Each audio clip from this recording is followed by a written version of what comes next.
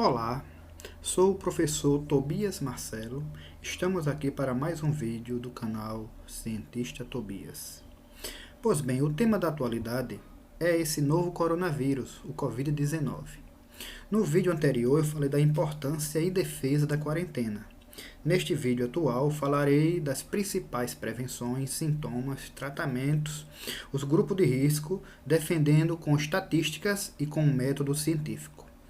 Pois bem, quando se fala, eu tirei isso de dados da OMS, Organização Mundial da Saúde, que 80% dos infectados terão sintomas leves, 20% restante terão sintomas graves, e desses 20%, 5% precisarão de UTI com respiradouros, e além mais, em alguns países, 15% dos idosos infectados morrem, e que apenas 2% dos adultos jovens também morrem, e a letalidade geral é de 3,5%. Como se chega a esses resultados? É disso que trataremos neste vídeo. Enquanto isso, roda a vinheta.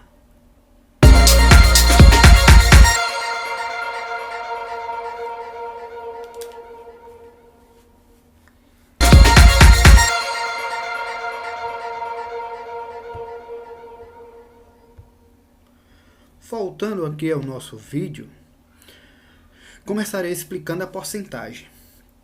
Quando se diz que 4% dos doentes irão morrer, quer dizer que em um grupo de 100 pessoas infectadas, 4 têm a probabilidade de morrer.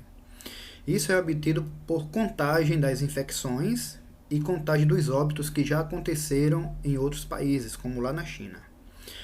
4% está aqui na tela, eu posso representar por uma fração, 4 em cima de 100, ou 4 centésimos, 0,04. Alguém pode dizer, mas essa letalidade de 4% é tão baixa? Não é para se preocupar. Concordo com você, amigo. Apenas tão somente se você for uma pessoa jovem e seu sistema imunológico está funcionando a pleno vapor. Se você tem um sistema deficiente, essa letalidade sobe para 25%. Ou seja, 1 em 4 pessoas vai morrer de coronavírus, se tiver o sistema imunológico deficiente. Entretanto, eu costumo falar para meus alunos assim: uma porcentagem de uma quantidade pequena é pouco, mas uma porcentagem, mesmo pequena, de uma quantidade grande é muito. Quer ver só? Vamos tomar que a taxa de letalidade estatística seja de 4%. Então, multiplique os 4 centésimos, que representa 4% em número decimal, que você vai pelo número de infectados, e você vai achar o número de mortos. Vamos lá? É triste, mas é real. Vamos lá. 4% de 100 infectados, 4 irão morrer. 4% de 200, 8. 4% de 1.000, 40. 4% de 10.000, 400 pessoas. E me diga, você sabe quanto é a população do estado de São Paulo? 44 milhões de habitantes. Pois bem, tomamos hipoteticamente que 4% de 44 milhões, sabe quantos vai dar? 1.760.000 mortos. Dá para relaxar e dizer que essa doença é uma gripezinha? Continuando com as estatísticas, como a gente sabe que 80% vai ter sintoma leve? Isso se deve ao método científico. Segundo alguns autores, o método científico tem 6 passos e serve para criar novos conhecimentos baseados na ciência. Esses passos são assim descritos: primeiro, observação do fenômeno; segundo, problematização do fenômeno; terceiro, formulação de hipótese; quarto, experimentação; quinto, generalização; e sexto, a teoria científica, o próprio conhecimento científico. Vejamos, vamos utilizar o método para mostrar que os idosos são o grupo de maior risco de morrer da doença Covid-19. Primeiro passo, observação do fenômeno. Qual é o fenômeno? Idosos morrem em maior quantidade que jovens. Isto é fato comprovado. A problematização: por que idosos morrem em maior quantidade que pessoas jovens? Formulação da hipótese: idosos morrem em maior quantidade devido ao fato que possuem sistema imunológico deficitário devido ao envelhecimento ou que são hipertensos ou diabéticos. E o que é que faz no quarto passo, que é a experimentação? Verifica-se e compara-se os dados médicos dos doentes idosos que sobreviveram, os dados médicos dos doentes idosos que faleceram, para comprovar ou negar a hipótese. Se a hipótese for negada, faz-se novas hipóteses e novos experimentos, até se chegar a um resultado satisfatório. Como é que se generaliza? 15% dos idosos vão morrer se pegar a doença Covid-19. O que é que diz a teoria científica? Não somente idosos, mas pessoas jovens que tenham sistema imunológico deficiente também vão morrer de doença de Covid-19.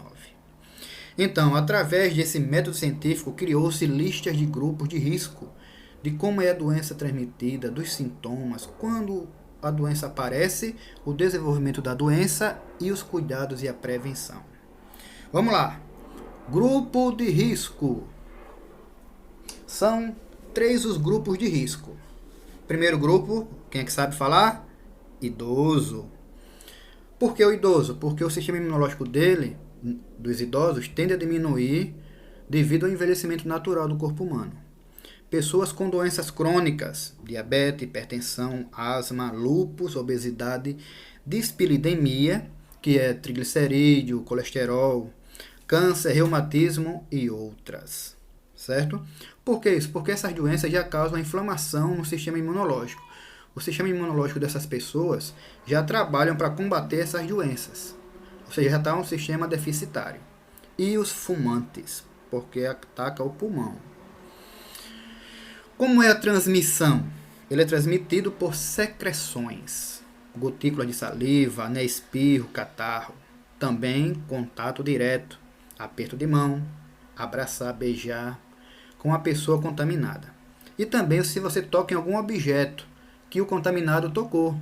Botão do elevador, corrimão, computador, caneta, você vai lá num caixa eletrônico, coloca lá, tudo isso é meio de transmissão. Quais são os sintomas? Sintomas: febre, cansaço e tosse seca, sempre.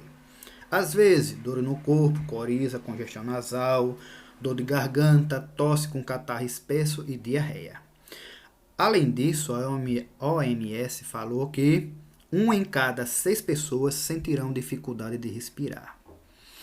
Raramente, fadiga, dor articular, arrepios, náusea ou vômito, nariz entupido, tosse com sangue e olho inchado. Muito raramente, a pessoa passa com o Covid sem nenhum sintoma. Vamos lá, paciente com casos leves, como febre, tosse seca, que não apresenta sintoma respiratório com falta de ar, podem e devem ficar em casa para ser tratado, certo?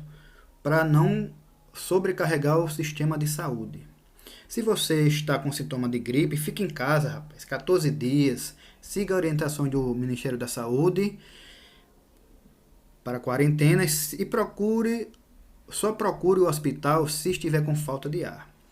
Pacientes com sintomas graves. Quais são os sintomas graves? Falta de ar, dor no peito persistente, confusão mental, incapacidade de despertar, lábios roxos ou azulado, devem ser levados imediatamente para o hospital. Vou colocar aqui na tela alguns sintomas com algumas porcentagens. Febre, 88% dos pacientes tiveram febre. Tosse seca, 68%. Fadiga, 38%.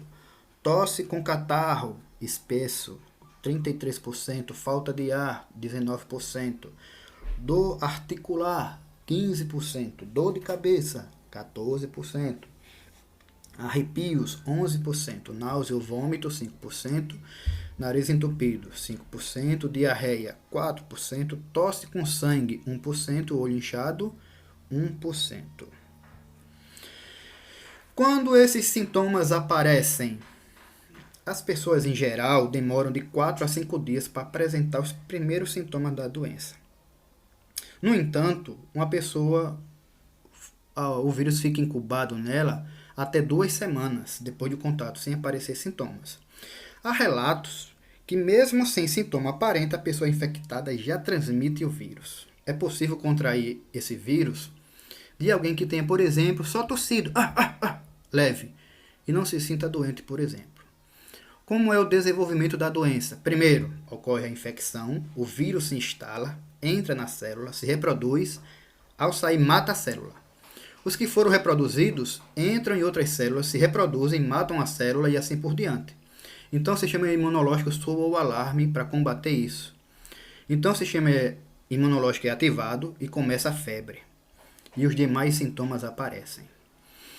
No sistema respiratório superior, quais são eles? Está aqui na tela. Nariz externo, cavidade nasal, faringe, laringe superior e parte superior da traqueia.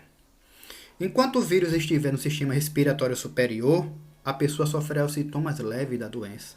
Por isso a importância de se hidratar. Porque você se hidratando, você vai limpando o sistema superior, certo? E a luta continua com o vírus, do sistema imunológico com o vírus. E vai lá e a luta continua. Se esse vírus descer para o sistema respiratório inferior, é aí que fica difícil. Porque onde é que fica o sistema inferior? Fica na traqueia, brônquios, bronquíolos, alvéolos e pulmões. Quando o vírus passa para o sistema inferior, é onde vai ocorrer o sintoma mais grave da doença. Mas mesmo assim, o sistema imunológico da pessoa vai continuar lutando para exterminar o vírus. Conclusão: se o sistema imunológico vencer, você sobreviverá. Se ele perder, você morrerá. Por isso a importância que os grupos de risco fiquem em quarentena, que é chamado isolamento social, bem como as pessoas com sintomas leves da doença. Cuidados e prevenções. Vamos lá?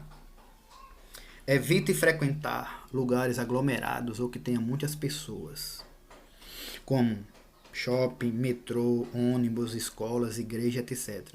Se puder, prefira trabalhar em casa. Se puder. Ao se expor necessariamente, o que é que vai acontecer? Mesmo que você só tenha sintomas leves, ou mesmo que não tenha sintomas, você estará sujeito a transmitir essa doença para quem pode apresentar os sintomas graves, como as pessoas do grupo de risco, colocando um número maior de vidas em perigo. Evite tocar nos olhos, nariz, boca. Por quê? As mãos tocam em várias superfícies e podem pegar o vírus. Uma vez contaminadas, elas podem transmitir o vírus para os olhos, nariz e boca. A partir daí, o vírus entra no corpo e vai lhe deixar doente. Se hidrate. Usa regrinha. 30 ml para quilograma de peso d'água. Se você tiver 50 quilos, você vai tomar 1,5 litro de água por dia. Se você tiver 70 quilos, vai tomar aproximadamente 2 litros de água. Olha só, esse copo aqui, certo? Ele tem 200 mililitros de água, certo? Toma até um pouquinho aqui. Ele tem 200 mililitros de água. Se ele tem 200 mililitros de água, o que é que acontece? Você vai tomar 10 copos desse por dia se você tiver 70 quilogramas. Se você tiver 100 quilogramas, você vai tomar 15 copos desse de água por dia, certo? Use máscara se tiver infectado para não passar o vírus adiante. Fique numa distância mínima de 1 metro de uma pessoa para outra. Use lenços, certo? Descartáveis para higiene nasal. Nada desses lenços aqui é de papel, certo? De pano, tem que ser de papel. E descarte assim que usar. Cubra o nariz e a boca sempre que for espirrar com lenço de papel e jogue no lixo. Se não tiver lenço, prefira usar o braço, certo? Para tapar o nariz e a boca. Pois é mais comum encostar em outras pessoas o objeto com a mão. Não se cumprimente apertando a mão, né, e abraço. Esterilize a mão, passe álcool gel 70. Se não tiver álcool em gel, lave as mãos com água e sabão, pelo menos 30 segundos, né? De 20 a 30 segundos lavando a mão com água e sabão. Limpe e desinfecte todos os seus objetos que sejam tocados com frequência. manter ambientes muito bem ventilados, não compartilhe objeto pessoal, como copo, garrafa, talher, essas coisas, tranquilo? Esses são os cuidados. E tratamento? Será que já tem tratamento? Infelizmente, não tem tratamento antiviral. Geralmente é 1 ano e meio para se descobrir a vacina, certo? Não tem tratamento antiviral. Existem alguns ensaios clínicos em andamento que incluem medicamentos tradicionais. O tratamento básico é chamado suportivo, que é para você suportar a doença e mitigar os efeitos dos sintomas. Significa administrar líquidos, remédio para reduzir a febre, em casos graves, aí no hospital, né, para ter a respiração com oxigênio. O uso de vitamina C e vitamina D, que está muito espalhado por aí, ele é apenas um meio de prevenção para fortalecimento do sistema imunológico e não é de tratamento. Não tem evidência que suplementos como vitamina C e probióticos ajudem a acelerar a recuperação, de jeito nenhum. E também não se recomenda a automedicação, incluindo antibiótico, como prevenção ou mesmo cura da doença. Outra coisa, tratamento como loló, cocaína, bebida alcoólica, chá de erva doce, até mesmo a hidroxizina, que falou muito aí nas redes sociais, são tudo fake news, divulgada na internet ou em redes sociais.